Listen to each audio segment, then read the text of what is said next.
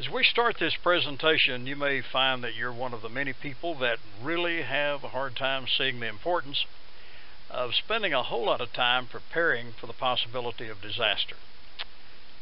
You just may be one of those. You may not believe that it's likely that you'll ever be in a situation to be assaulted.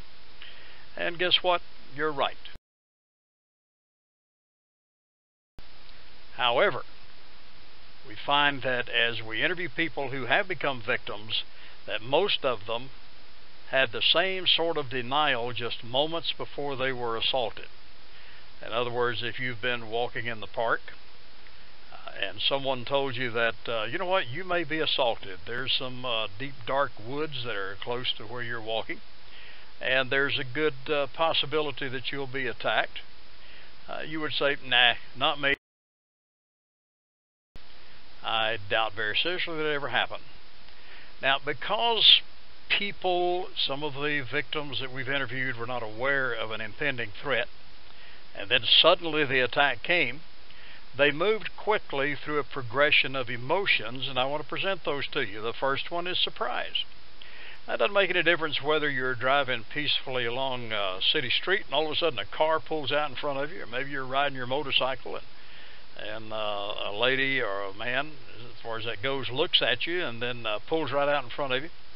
Or perhaps, as we've alluded to in the previous slide, you're jogging along a wooded trail in the park, and all of a sudden out from nowhere comes a predator, and he's on you before you know it. The first thing that happens is surprise, and the surprise kind of brings a lot of things to a halt.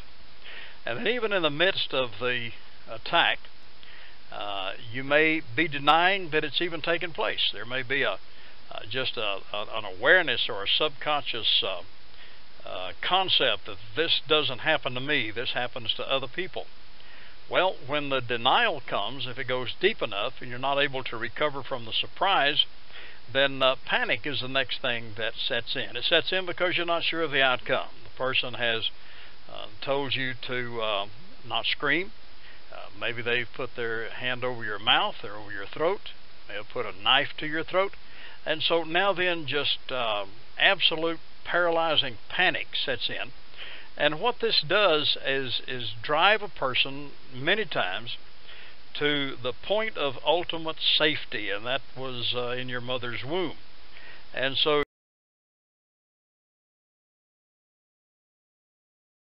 you go into the fetal position, and in that position you're absolutely unable to react or to defend yourself. You become a total victim. And that's what we want to try to avoid.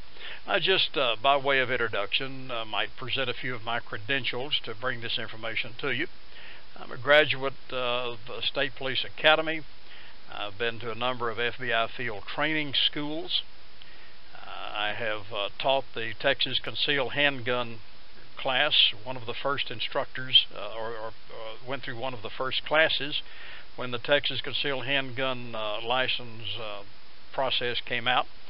I've had years of advanced training in defensive handgun tactics, tactical shotgun use, disarming tactics, use of full automatic weapons, use of various kinds of edged weapons. So are you impressed yet? Well,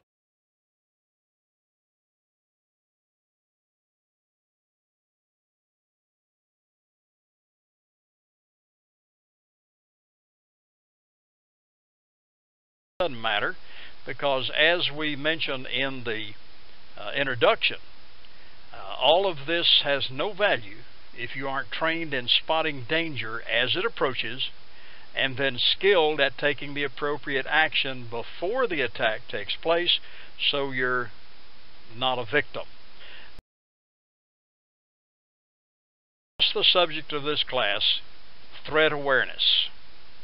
The first step in self-defense, as we have said and as we will repeat throughout this class, is to be aware of the threat before it takes place.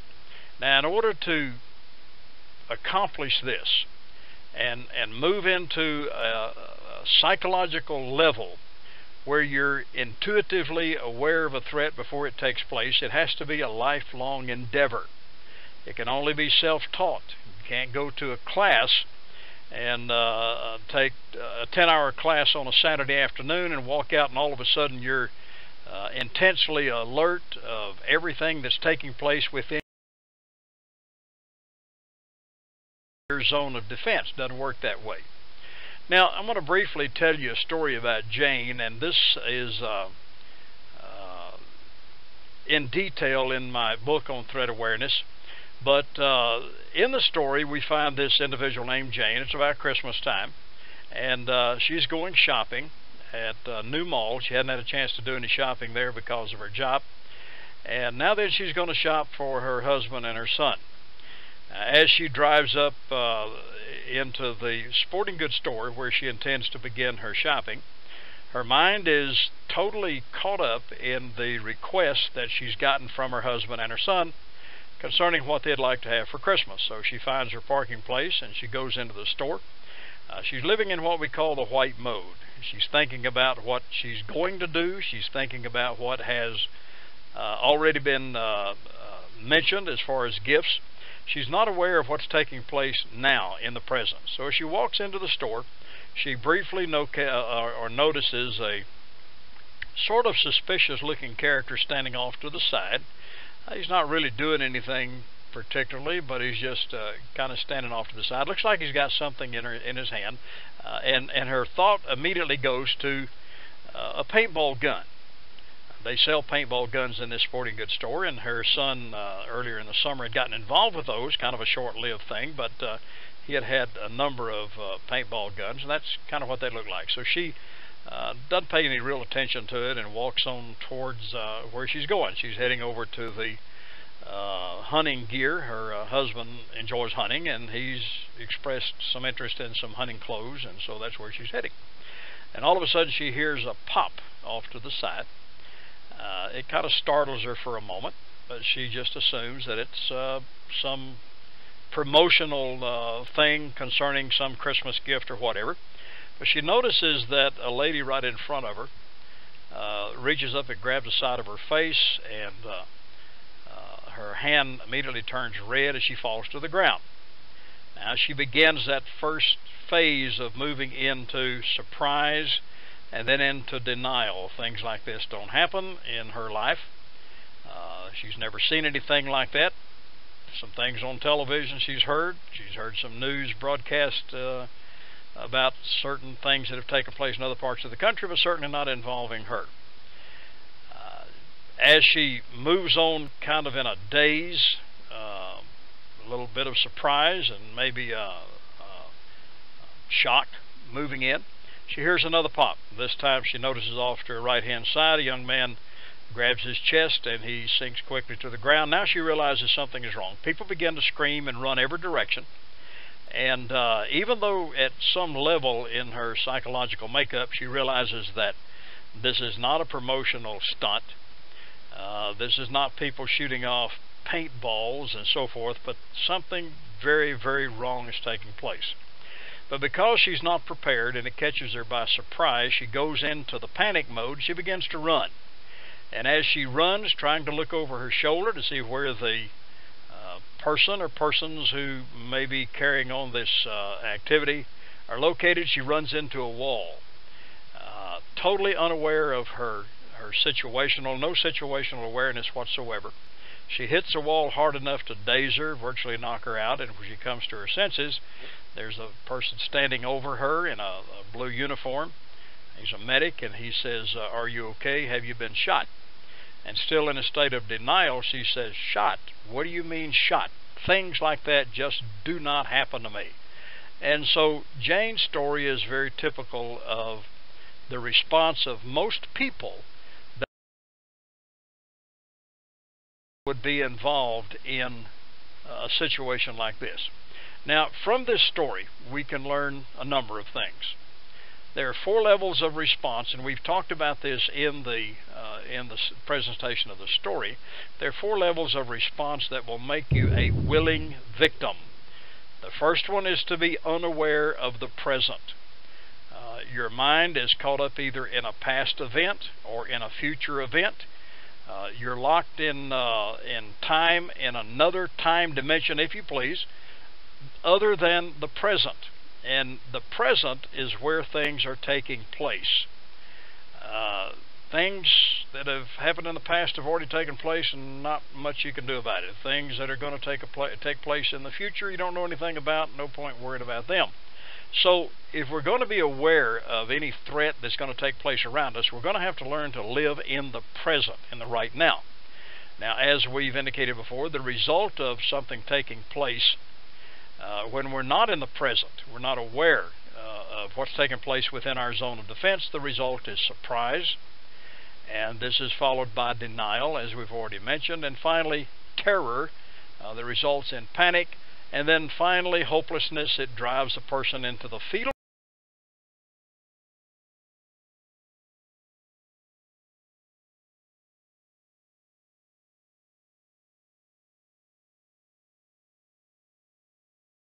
position where they seem or the way they feel more safe. As we move into the body of this presentation, consider a couple of quotes that I think have some value. Merlin Olson, philosopher, said, "One of life's most painful moments comes when we must admit that we didn't do our homework, and that when an event took place, we were unprepared." Thomas Fuller states that a danger foreseen is a danger half avoided. And then an old Spanish proverb that I think is worth mentioning, a forewarned man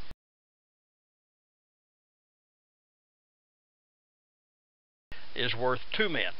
Or, I've got one that I like to add here, trying to make a life-saving decision when suddenly faced with a threat reality can be fatal for you, can be fatal for those around you, your loved ones. It's better to have a plan and not need it than not to have any kind of a plan and suddenly need it, and it costs your life or it costs the life of another person. Here's a question for you. Is there a way that the average citizen, and I assume that's most of the people that are looking at this presentation, is there a way that the average citizen can prepare for the many possible surprises of life that might allow them to handle such events in a different way? Well, I believe so, and I believe that's what we're going to present to you in this presentation.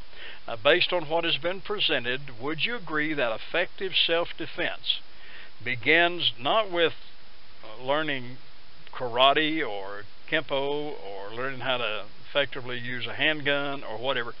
Effective self-defense begins with training that will keep you alert to all that's taking place around you, whether you're flying an airplane, riding a motorcycle, or jogging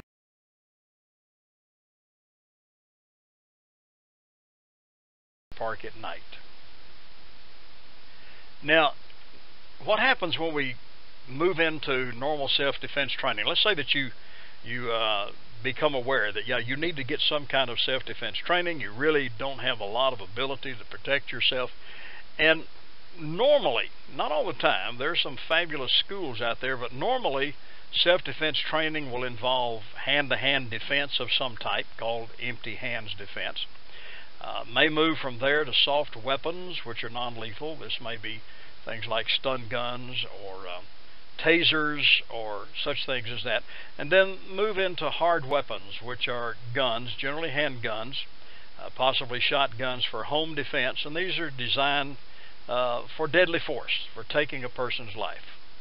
Now, the problem with this approach, as we've already indicated, is that if you don't know about an attack until you're forced to use some type of weapon to defend yourself, then most likely you're going to lose the battle, being either injured or killed. And that is unless you're well trained. And as we've seen, even then it may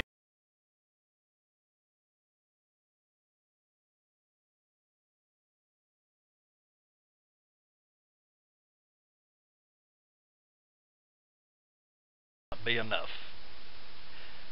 So here's what I mean. This little chart, I think, will demonstrate very well what I'm trying to say. We've got an aggressor. Now, let's suppose that you're walking in the park, and it's about sundown. There are trees along the way, and you're maybe listening to your iPod or listening to some music or whatever, which is incidentally is a very dangerous thing to do, because that pulls your mind away from the present, and at that point in time, a predator just may look at you as nothing more than a fresh meal. But the aggressor has already decided that he's going to make somebody's life a living hell before this evening's over with. So his mental process is that he's looking for a victim, and he spots you, and he sees you walking along with a glazed look in your eye, listening to your iPod, and totally unaware of anything that's taking place. So his mental process is, there's a victim, and that's my meal for the night, so to speak. Now his physical response is going to be to launch the attack. He may have hidden behind a tree, he may have hidden in brush or whatever, and before you know it, he's on you. Now here you are, the defendant. Your mental process is certainly not on defending yourself from an attack. Your mental process is probably not on even being aware or alert to the possibility of an attack. How many times have you walked or jogged along this path and nothing's ever happened? Just other people walking their dogs and so forth. And so your mental process, realizing that attack is taking place, and your physical response is going to lag behind the aggressor. And so you're going to have to catch up to the aggressor quickly in order to be able to defend yourself. Well, if you had have been alert, as you should have been, then you may have picked up an indication of some type that the aggressor was in the area while he's still working on his mental process, and you could have interrupted his plans by letting him know that, by golly, you know he's there and you're ready to defend yourself. Now, a point, in most cases, the aggressor, as we've said, to kind of drive the point home, has made up his mind to attack. He's formulated a plan. He's launched the attack before you, the defender or the victim, even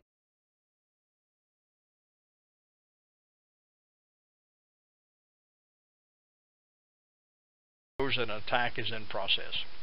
So if a high level of situational awareness is the primary defensive tool to help keep me safe, then how can I prepare? Well, there's a color-coded technique of high danger awareness, and that's what this presentation is all about. This is the meat of what we're trying to present to you. Now, this color-coded technique of awareness was developed in 1976 at a place called Gun Sight Self-Defense Academy, located in Paulden, Arizona, by Colonel Jeff Cooper. It's one of the premier self-defense academies, if you want to call it that, open to not only to civilians, to law enforcement, but to civilians in the country. And this was developed and begun to be used there. It was called at the academy initially the color-coded states of awareness, and it still goes by that name in a lot of law enforcement agencies and concealed handgun classes and self-defense classes and so forth that use this technique. It's evolved into being, as we've said, by law enforcement, used by law enforcement, military, and various other agencies. Now, the colors that are used, there's a color step system, and each one represents a higher level of awareness. Begin with is white. That might be called rectal defilade. I don't believe you'd ever want to catch yourself deliberately living in that. That means you're not aware of anything that's taking place. This is the victim. Predators are successful predators. Now, the unsuccessful predators are either dead or in jail. The successful predators know how to read body language well enough to see when a person is living in the white, and to make that or turn that person into a victim. The second level is yellow. This is an area of caution. This is where you're aware of things that are happening within your zone of defense, and even farther out in some cases, depending on the situation. This is the only level of threat awareness that a person can learn to live constantly in, live their life in, without becoming paranoid. You can't get to the point that you see a demon behind every doorknob. There may be one there, but you need to not become paranoid and always jumping at shadows. And you'll see as we move through this that the yellow level is where you can live. Now, the orange level is where you have spotted a particular or a possible situation developing, and you move up one level into alert condition orange, and now then you've spotted a possible problem. You begin to make your plans and say, if thus and so takes place, it's kind of a what if game. If this takes place, then I'm going to do this. And if that takes place, you move into the red level, and in the red level, now then action takes place. And then if you were to move in a situation where you actually have to enter into a fight, whether it's defending yourself with a handgun, with a knife, with pepper spray or whatever, now then you're in the black mode. Many times in the black mode, deadly force has to be used. And this is not anything that we as civilians really want to get into. It's better to live in a level of awareness so that you're able to ward off an attack either by fleeing or using some kind of neutralizing device before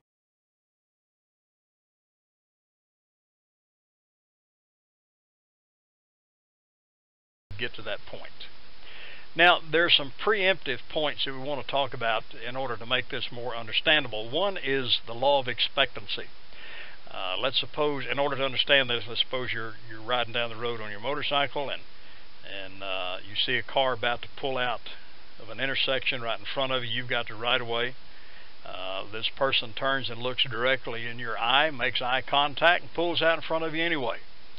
So you come screeching to a halt, drop your bike down, and skin yourself up real good, and if you're able, you go up to the car ready to snatch somebody out of it and beat their face on the pavement, and this person says, I didn't see you. Well, in all probability they didn't, because in a lot of cases drivers have not been trained to expect motorcycles. So and I don't have any idea exactly how this works in the mind, but the mind blocks out the picture of that motorcycle. It just fuzzes it out, and they don't see you.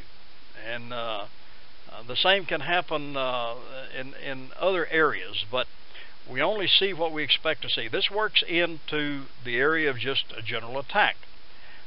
Here again, going back to walking in the park, you don't expect to be attacked, so you're not expecting attacked when the unexpected attack takes place.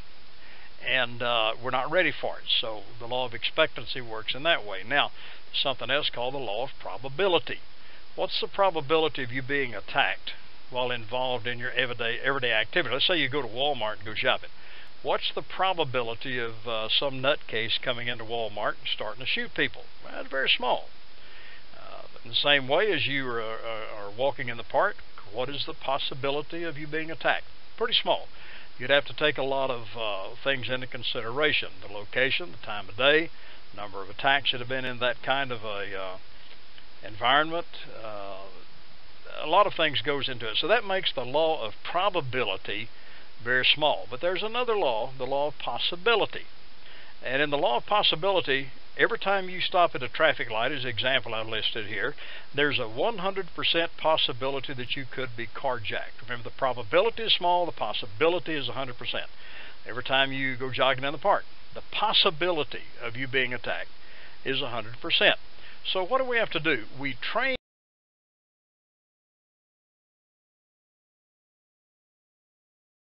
for the time when the probability of you being attacked by a predator becomes possibility, which becomes an event.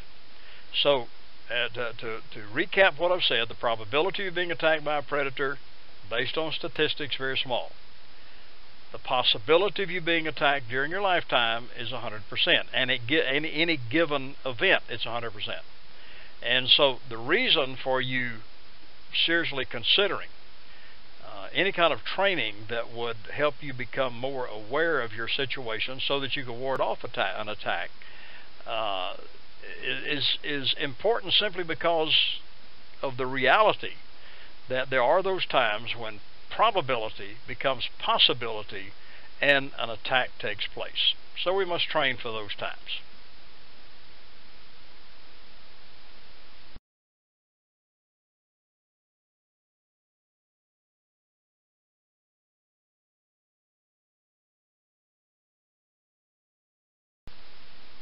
There are two ways to respond to a situation. One is sequential, the other is spontaneous. Now let's look at these. Let's suppose that you're driving your car and another car pulls out in front of you. There are a number of things that you need to do. First of all, you recognize the threat, and it goes through the various passing of the reality of the threat down to your motor skills and so forth. You take your foot off the gas pedal. That may be number 2. Number 3, you put on the brakes. Number 4, you swerve, take evasive action as you need to. Now what happens a lot of times with new drivers is that they don't have the experience to enter into that kind of sequence any other way other than sequential. The knowledge to do that is in the conscious mind, and so it's a 1, 2, 3 type thing. Now, as you gain experience in life and you have to avoid a number of accidents, and maybe you take additional training or whatever, it gets down into, based on experience, it gets down into the subconscious mind. And so when a person pulls out in front of you, all of that evasive action tactic comes up spontaneously. And so you don't have to think 1, 2, 3, 4. You're only limited by how fast you can physically move through space and time in order to get these things accomplished. Now, you're going to find as we get through this, it's the same type of a thing when you're living in level yellow, condition yellow, and you're monitoring everything around you for any kind of a developing threat, and you have used the technique that we're going to show you at the end of this, visual imaging, in order to set up hypothetical situations and go through those, respond to those attacks in a way that makes you always successful. And you do this, you practice this, because you know that the possibility of being attacked is real. And so at some point it's not sequential, it becomes spontaneous. So when an attack an imminent attack is taking place, a person shows that they're moving towards attacking you, then your response becomes spontaneous. It's automatic, and you do whatever's necessary. If you recognize the person and you turn to face them, if that's the only thing you've got to do, in most cases these people are cowards, and if they recognize that you're on to them and you turn to face them and a possible affront, most of them are going to fade into the shadows. Not always, but typically we found that they'll fade into the shadows because they are nothing but cowards. There's one reason why they will look for a person that's living in the white mode in order to attack them, because they feel that person doesn't have the ability to really fight.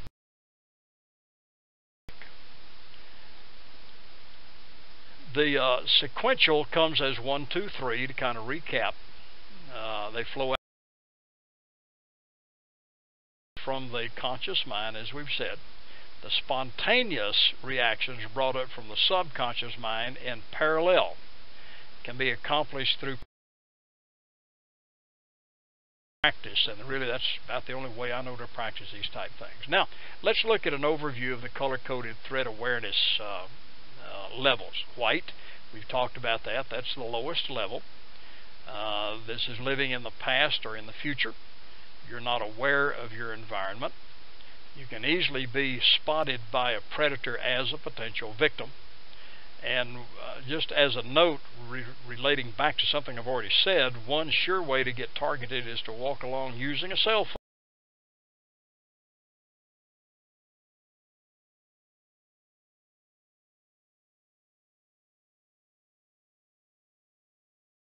Or an iPod, or whatever. You're distracted and your mind is off of what's taking place. Now, the next level is level yellow. This is the live-in yellow, as we've already indicated. This is the only level where a person can live, learn to live constantly, anytime they're out in public, and not become paranoid because you're not seeing shadows. You're looking. It's like one example I think it's good, and I forgot where I heard this, but let's take a radar operator somewhere in the military, and he's in the Middle East, and he's monitoring his radar screen, and it's always turning, and all of a sudden there's a little greenish blip comes into the side of his radar, and he doesn't know whether that's friend or foe. But if he's suspicious, he may send out feelers, if you please, send out a fighter pilot to go check it out. If it's an airliner that's drifted a little bit off course or is passed through the radar pickup, then the pilot's not going to shoot it down. He'll wave at it and go about his business. If it's an enemy aircraft that's heading toward your area with ill intent, then probably the jet pilot's going to respond accordingly. In the yellow mode, your radar is always on. And if you pick up a blip, you investigate that blip, see whether or not it's friend or foe. If it's foe, then you start making plans to move into the next level, into the yellow level. Okay? Now this, as I said, this is the only level we can live in without becoming paranoid. It's a general state of awareness, and as we've said, like a radar scanning the screen. Anything unusual that takes place inside your zone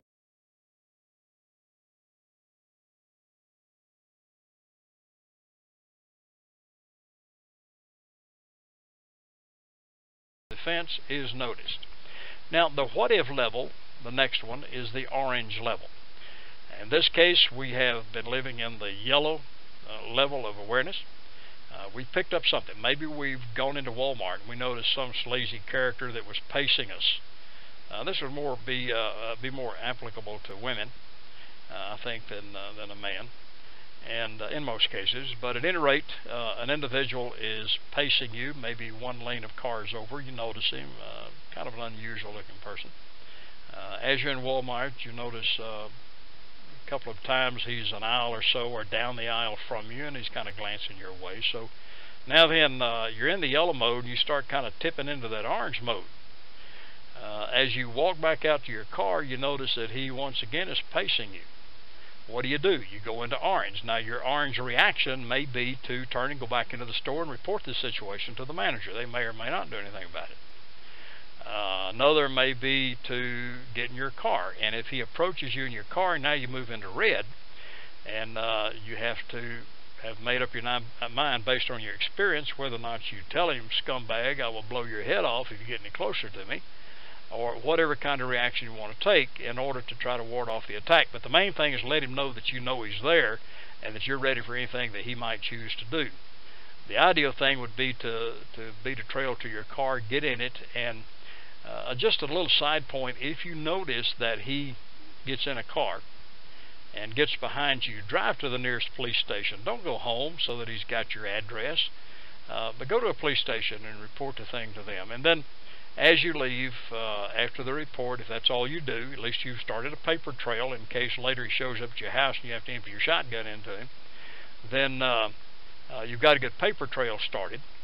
But don't drive directly home then, and be alert. Look in your rearview mirror. Stay in that orange mode. You're looking for a possible threat. Kind of maybe moved out of the yellow just a little bit now because you know that something has been presented. Okay? This is described as a heightened level of awareness based on a possible threat situation. And here we play kind of a what-if game. What if he does this, then this is what I'm going to do.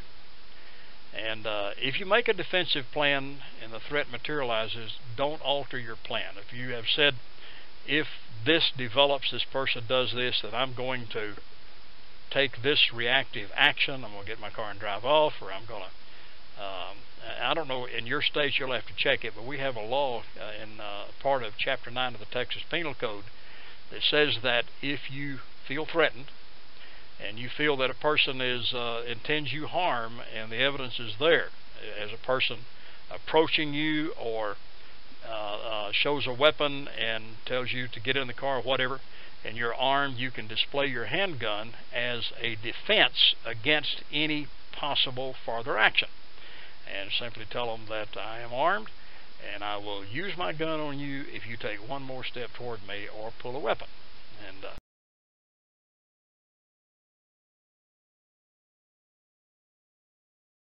it may or may not be allowable in your state.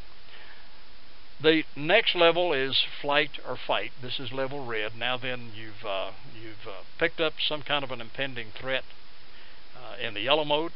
You've moved to the orange mode and said, if this develops, this is what's going to happen. It has developed. Now you move into the red, where you're ready to take action. You've analyzed the situation, you've identified a valid threat, you've made your plan of defense, and now the plan goes into action. And that's so varied. There's no way in the world that we can say that red involves this, this, or this. It all is conditional on what's taking place at the point in time. It has to do with how much you've mentally put this concept into practice, at what stage of a developing problem you've picked up the problem or picked up the threat. If the person's already charging at you with a knife in hand, it's a little bit too late. You should have picked up the threat if possible. And I understand there's a lot of times when situations take place that these predators are so cunning and they're so explosive when they attack. Sometimes there's nothing you can do about it. At that point in time, the best laid plans of men and mice kind of go out the door. If you can escape, fine. If you can scream, fine. If you're a lady, if you're capable of poking their eyes out, whatever takes place, you have to launch a vicious counterattack when it gets to that point, because you really don't have the time to make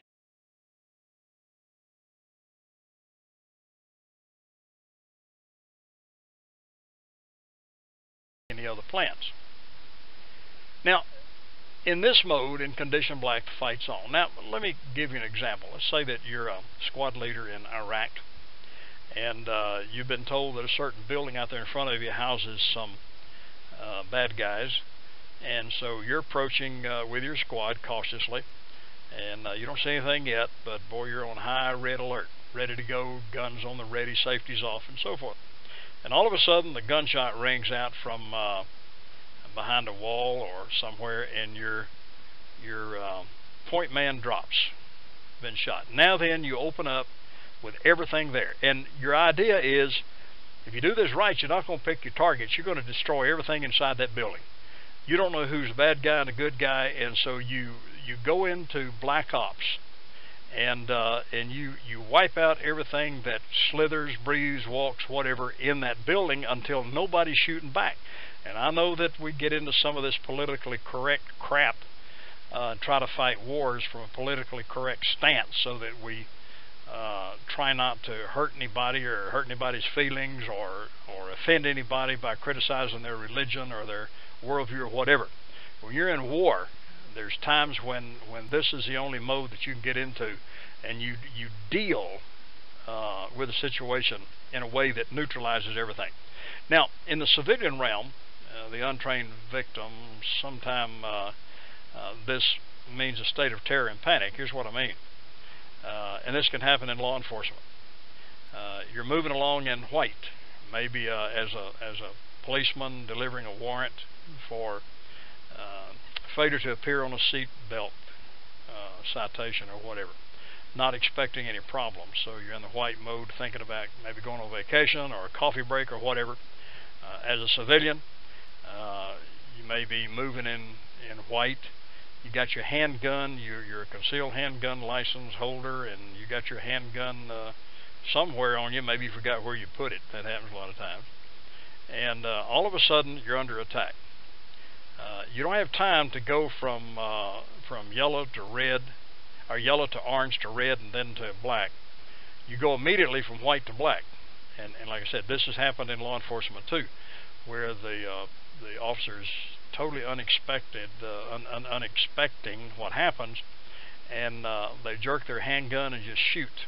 Many times shoot the wrong people, miss altogether, not even fire the weapon. A lot of things can happen when you don't have time to progress through that gradually increasing level of awareness and preparedness.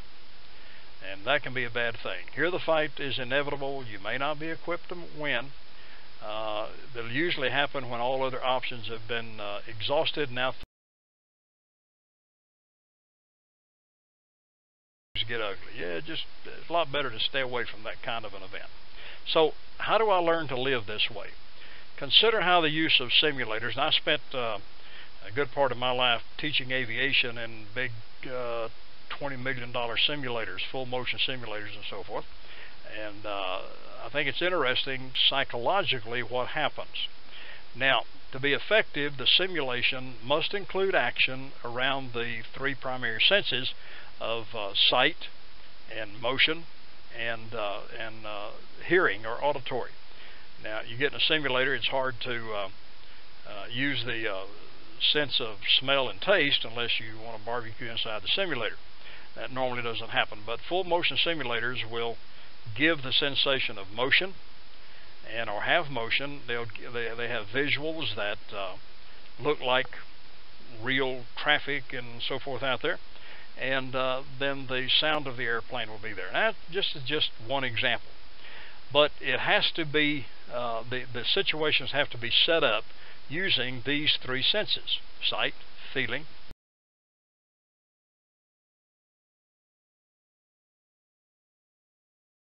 hearing. Now, the senses are in essence tricked into thinking that the events are real. I've had flight students in the simulator, and if I do my job right, the way things are set up, when we walk out of the simulator, they have really, for a time period, lost track of the reality that they're in a simulator. Things become very real.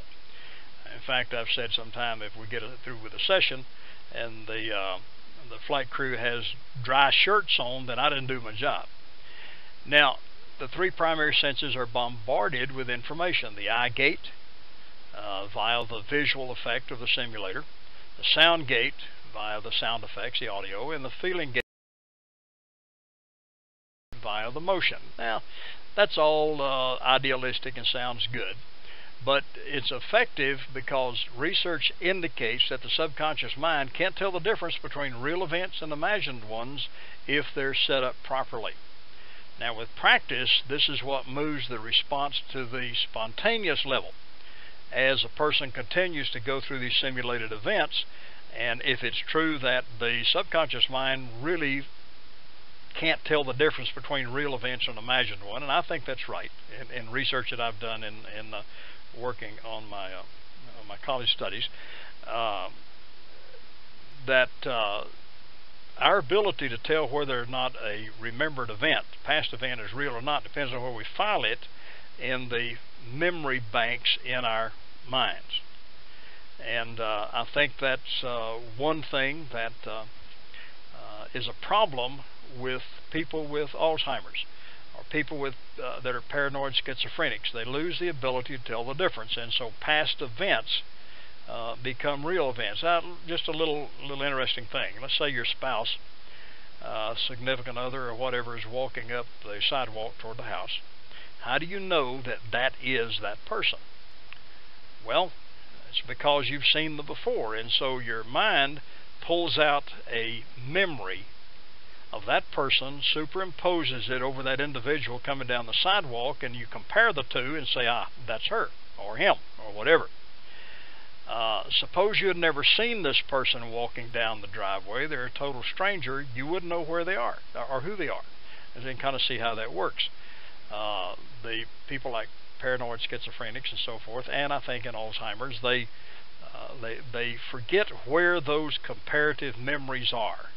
So they're not able to make the comparison, and they forget exactly who maybe a close loved one is in the case of Alzheimer's, or with the paranoid schizophrenic. They can't tell the difference between real events and imagined events. Okay? And I think that's pretty valid. This type of training, talking about the simulator training, repetition is the key to our ability of moving our ability to respond to whether it's a flame out on a motor in a jet, or whether it's a person that moves up beside us when we're in the park or whatever. Moving our ability to respond from sequential, 1, 2, 3, 4, to spontaneous, and all of a sudden we know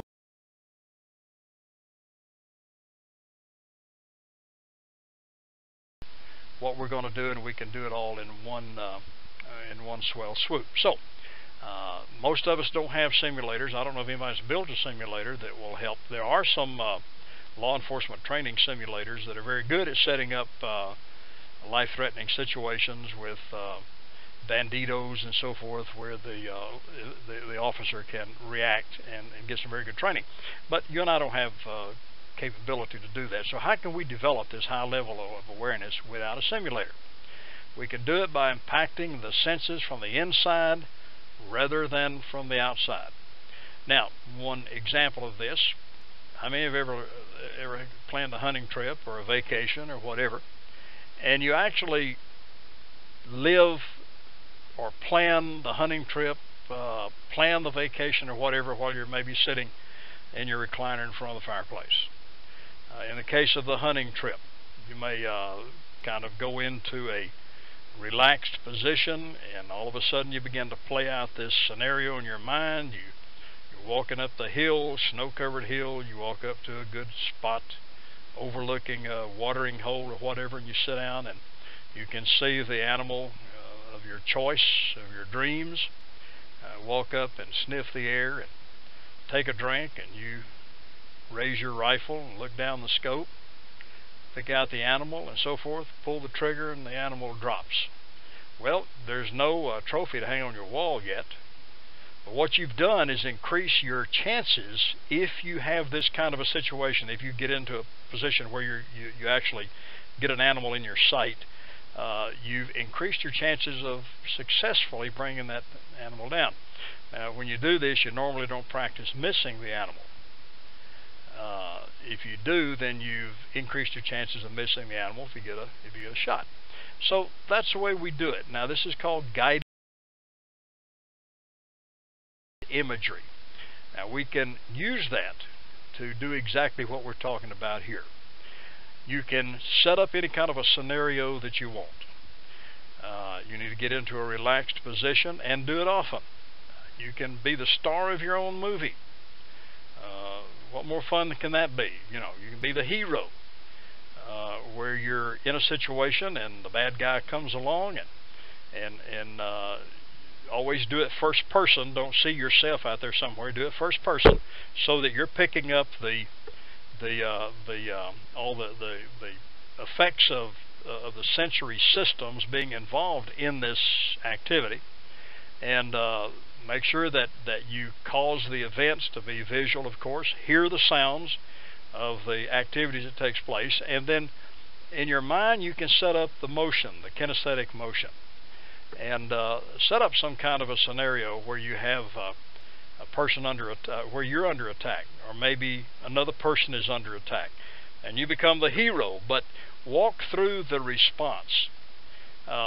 Set it up first of all so that you're in the yellow mode, and you pick up some kind of a deal. You may be walking into a Walmart or whatever, and you pick up a possible situation that's developing, a person that doesn't look like they're doing exactly what they ought to do, and you move up into the orange mode. And what I find helps is, as you're walking around living life normally in your daydream, if you want to call it that, all the world is yellow. This helps you to develop this concept of living in a certain color level of awareness. As you pick up a problem taking place, then you move that into the orange mode and turn the world orange, and then go on through the whole scenario and become the hero, so to speak. And this builds an ability in your subconscious mind that you may never get to really use to see whether or not it's working, but it may save your life. As you build the training scenario, use other angles to the event. In other words, the person is walking from your right, then have one walking from your left, one walking from straight ahead. They put their hand under their coat, make a threat, so forth. Make it as real as you can. Always end up with you as the winner. As the action unfolds, turn the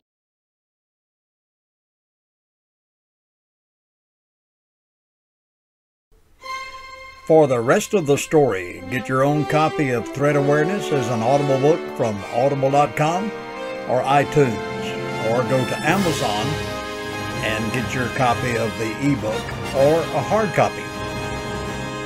At any rate, prepare to defend yourself.